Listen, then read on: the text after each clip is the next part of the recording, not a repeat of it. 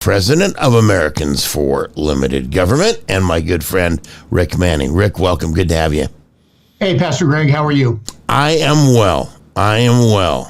And I know you might ask about India. We're getting ready to actually do an outreach this Thursday. Unfortunately, we've had an increase in the number of widows. Oh, no. And that means their husbands are being murdered.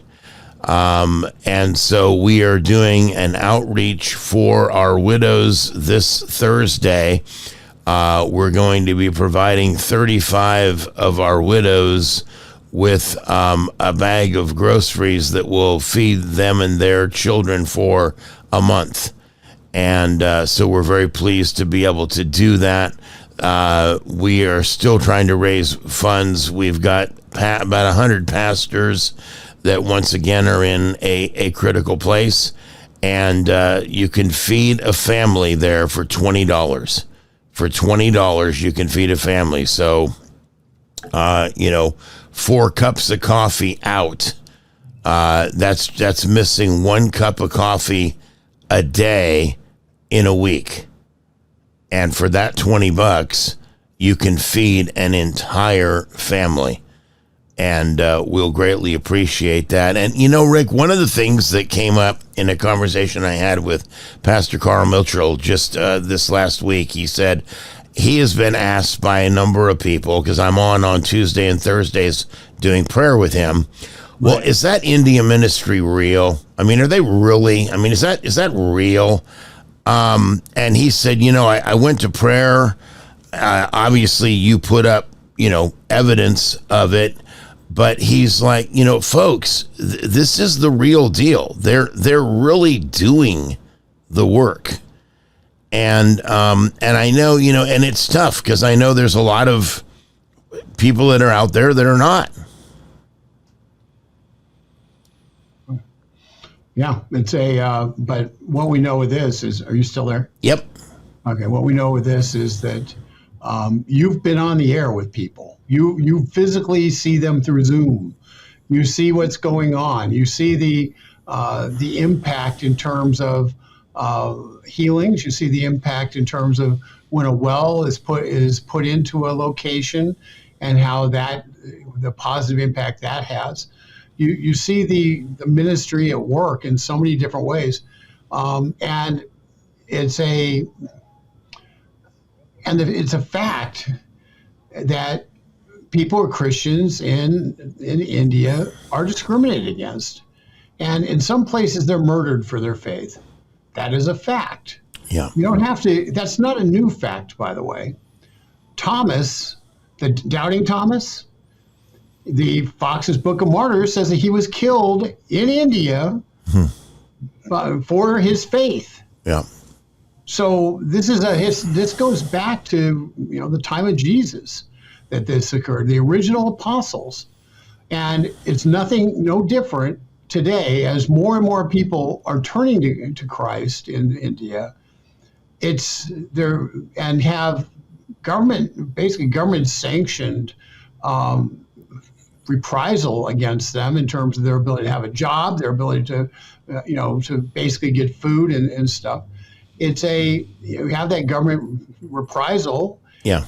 So if not us, then who is going to help those who are turning to Christ to be able to survive that decision? Yeah, absolutely. Well, and I really believe, we have an opportunity to dramatically make a difference. And God's given us incredible favor in Punjab, India, not just with reaching the lower caste, but also with reaching people who have the influence to be able to make a big difference. And I'm talking about the Christian politicians in India who we have had the opportunity to minister to and to connect with, and who see what we're doing and see that it is very real, which is why they attend our meetings. Well, that's once again another affirmation. So it's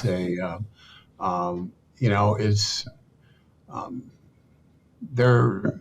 I mean, I don't know what to say. I've put my money into it in terms of getting wells dug and trying to do some positive things there. Yep.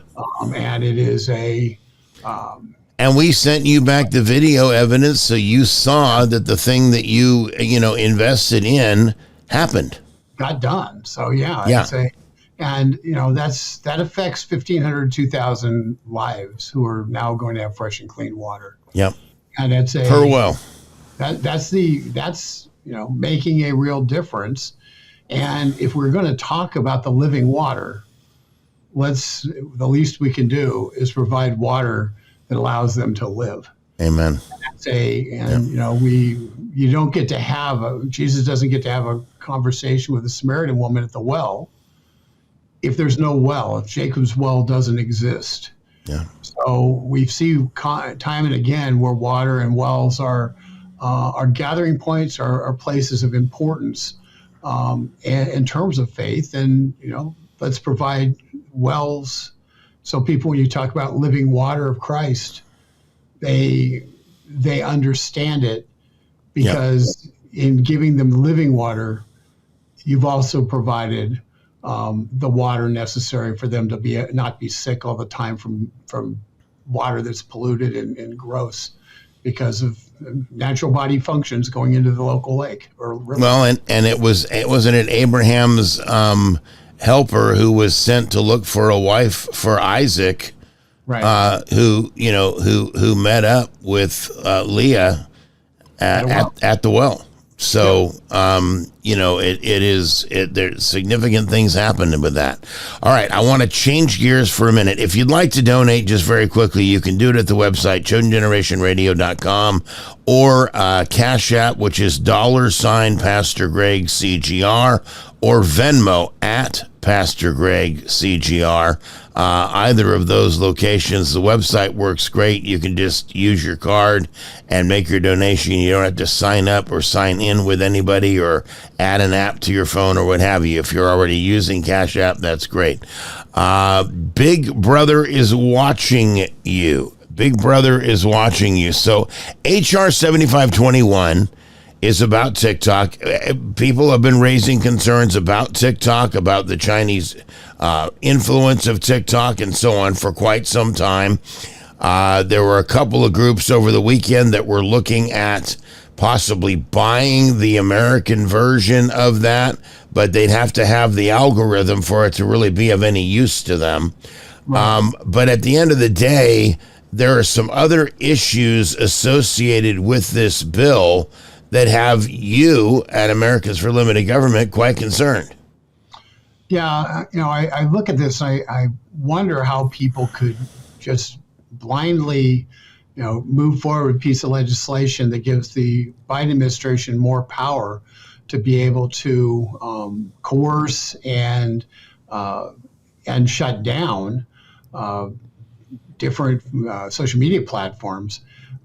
In the wake of what we've seen occur over the last 4 or 5 years, it's astonishing to me that anybody would vote for this. But that's sometimes people don't, their brains don't connect the dots. Here's the challenge with the TikTok bill. It's not only about TikTok. It can be applied. It can be applied to any social media platform. The language is. The application, according to legislation, the application must be determined, quote unquote, determined by the president to present a significant threat to the national security of the United States. Seems reasonable. If the president, another piece, if the president determines it is run by, quote, a person subject to the direction or control of a foreign person or entity, including Russia, China, North Korea, or Iran. Here's the challenge with this. We've just had a whole 4 years where they accused the president of the United States, Donald Trump, of being a Russian asset. Anybody who supported President Trump as being a Russian asset. We had a president of the United States get in front of Congress and State of the Union address and say, if you support President Trump, you're an enemy of the state. That's what he said. So giving Joe Biden this power to shut down any application that he deems to be under the control of a foreign power, well, he just says, well, they're against a place where Greg and I disagree. They're against the Ukrainian war. Well, that's doing Russia's bidding. And so consequently, they must be under the thrall of of Putin, and as a result, we're going to shut down their website. That is exactly what this opens the door to, a very subjective view by the President of the United States of what should be shut down and what shouldn't be shut down. And folks, that is dangerous in a world where we have the entire Department of Intelligence community, it seems like the entire intelligence community, right, committed to shuttering speech that is what used to be considered pro-American speech. Yeah. We've got people who are really determined to shut down Christian speech. Why? The government stirs up trouble. People start asking questions. You have people come to school board meetings and say, wait a second, this isn't biblical to try to castrate my kid. I don't want you to castrate my kid. Yeah. And that's against government policy. And it could be seen as we've seen from the Department of Justice, as a threat to the country. Otherwise, they never would have done an investigation, launched an investigation against the Roman Catholic Church, the Roman Catholic Church diocese that have Latin Mass. So we've experienced enough from this government that we know that when they say trust us, we won't abuse it. The answer is, listen, I can't trust you anymore. I'd love to trust you. It'd be so much easier. Right. But you've used up all your trust points. And as Reagan used to say, trust but verify. And in the world of verification, nobody ever goes to jail for violating our civil liberties. And as a result, if nobody goes to jail, if Congress doesn't defund anybody because of violations of our civil liberties, and we basically are told, well, we won't do it again, trust us and give us more power, you have to be an idiot to do that. Should they do something specifically about TikTok? Yes, they should. Yeah. They should say, TikTok does not have, we're shutting it off in the United States because, and just, they can say that. They can just apply it to TikTok. Mm-hmm. And say TikTok has been found to be in violation of U.S. national security interests, and they can use certain examples. For instance, TikTok providing maps for people who are coming across our border on how to get from wherever they're at to across our border. Right. TikTok's been a primary means for the Chinese to facilitate the invasion of our country. Well, that might be a reason. Sure. So, and the second part where we end up fighting over is 170 million Americans have TikTok, and China is collecting all the data on this, which allows them to run AI programs at individuals, which allow them to manipulate people based upon proven preferences and the like. And so China getting the data on most Americans that they can then manipulate, particularly young people, is a future threat to the ability of a sovereignty of the United States. And so that's the second reason they're looking at TikTok, not just content, but the data. Well, which ironically is one of the reasons that we went after C-Scope, right? Was because of the fact that its primary focus was to gather information about Americans, asking children, who lived in their homes, did they have weapons in their homes?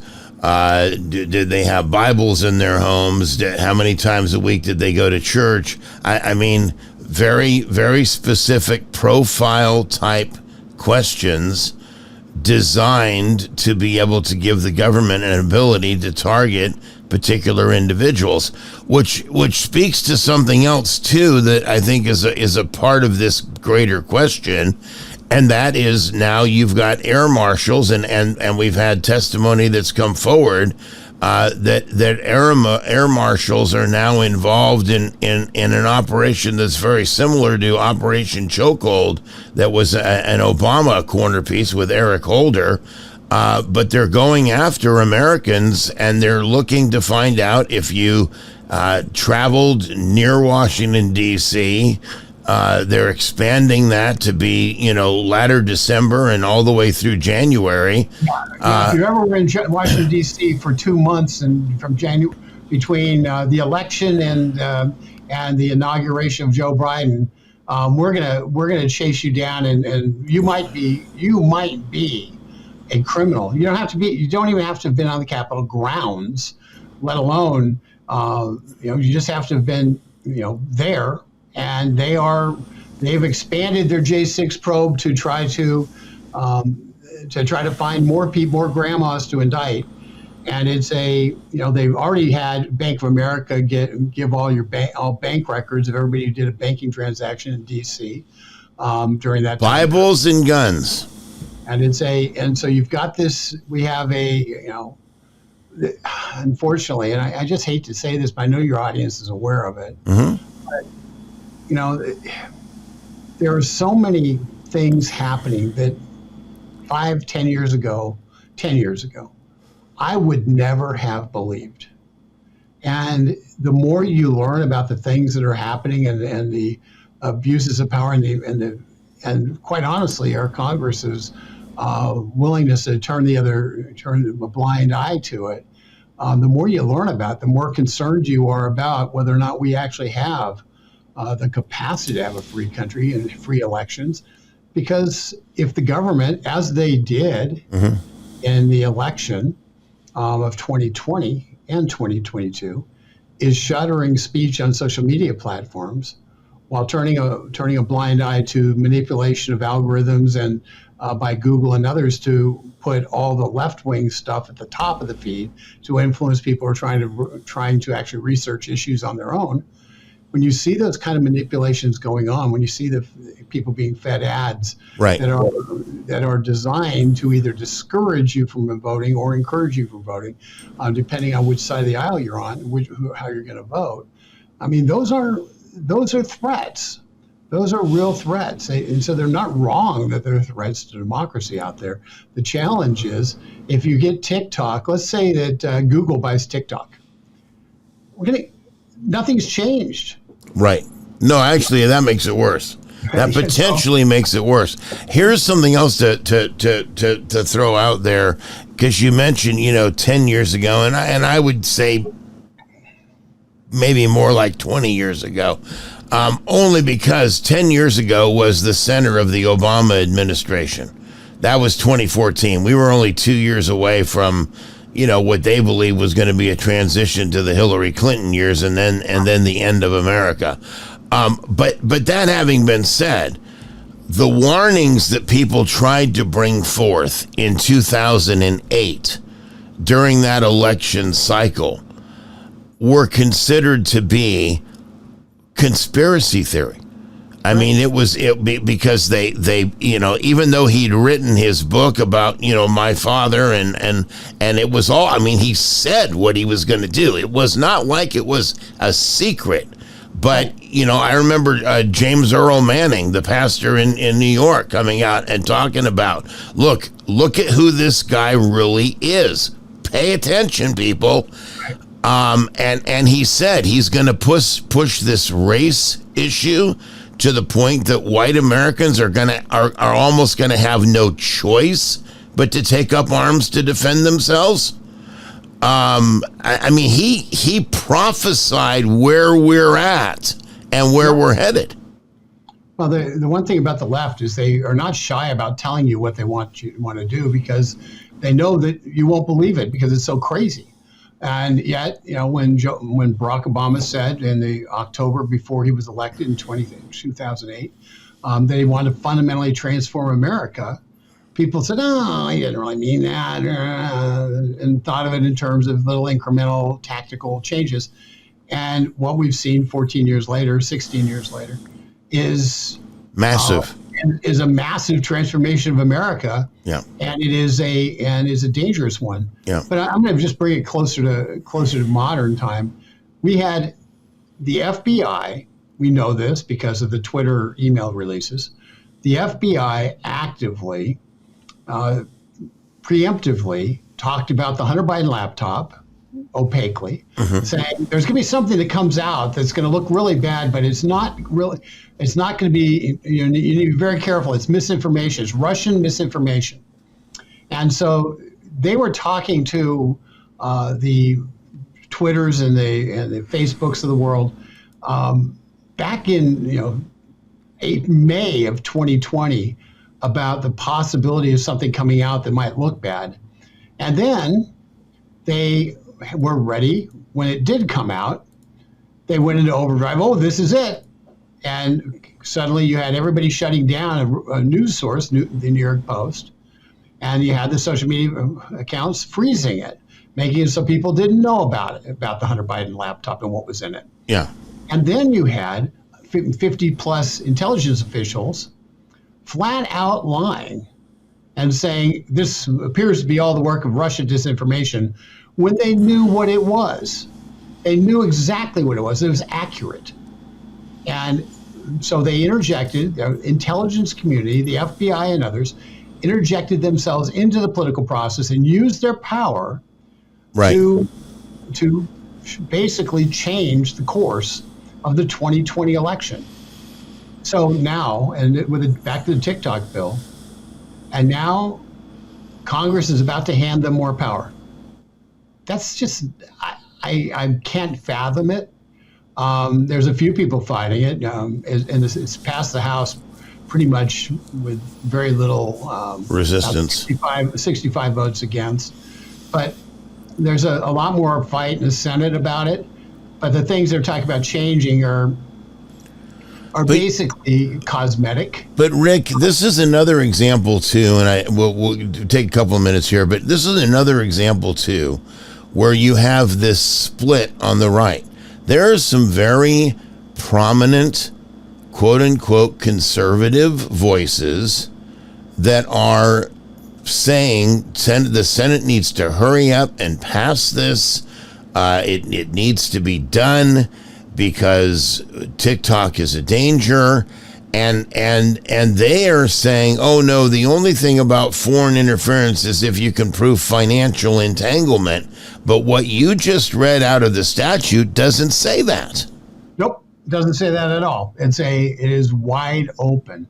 And by the way, Congress has no role in on this. It is strictly the president that has, and obviously that means executive branch, right, has the capacity to make this determination. Once Congress signs it, once the House and the Senate approve it, and the president signs it into law, now there's no oversight. Now all oversight has been taken away from the bodies that are there, representative, the most closely representative of the people. They have no more say in it, and it all boils down to one man. That sounds like a dictator to me.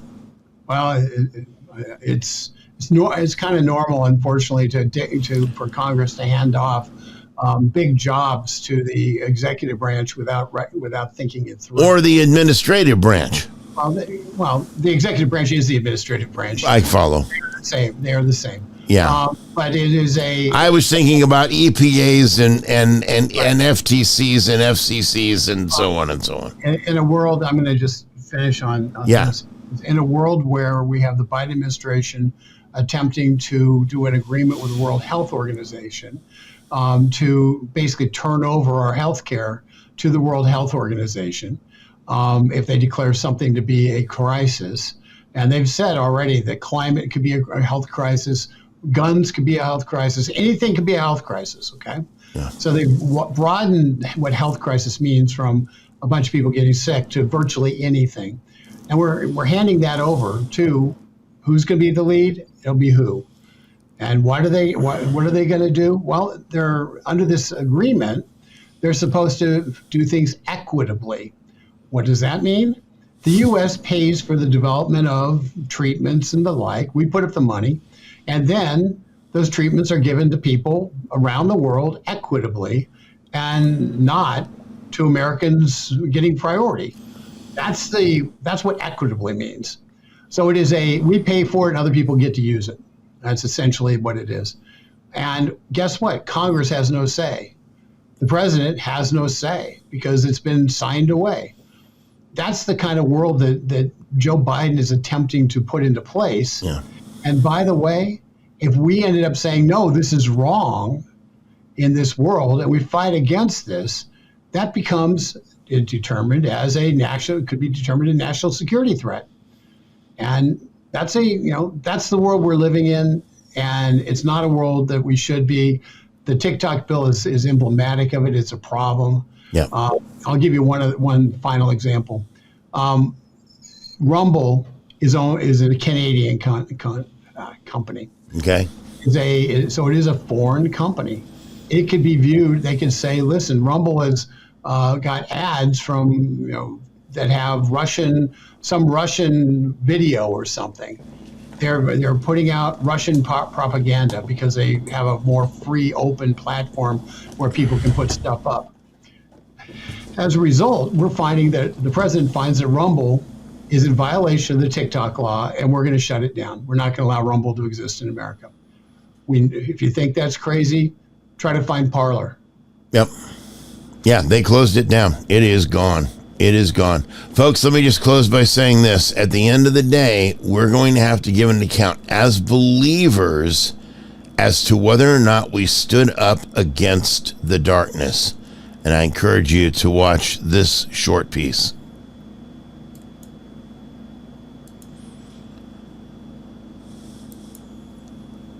At the end of the day, when I stand before my God, I do not want him to ask me, what did you do with the world that I sent my son to die for and redeem? How did you fight the good fight to share the good news and keep evil in check? How did you shine your light and be a beacon of truth in the darkness? Did you shrink back in fear when they demanded you change my message? Did you call evil good and good evil? Did you forsake my love for that of another, lying with the adulterer and setting up a new idol in your life? Have you defiled yourself through compromise and tolerance of that which I call an abomination? Have you innocent blood on your hands for the children murdered on your watch and the young ones perverted in their way by evil men, seeking their own comfort and reviling me? No. At the end of the day, I want him to simply say the evidence is in. Well done, thou good and faithful servant. I love my God and I love his creation. And I will go to my grave telling the world that evil is evil and only God is good. And Jesus came to save the world.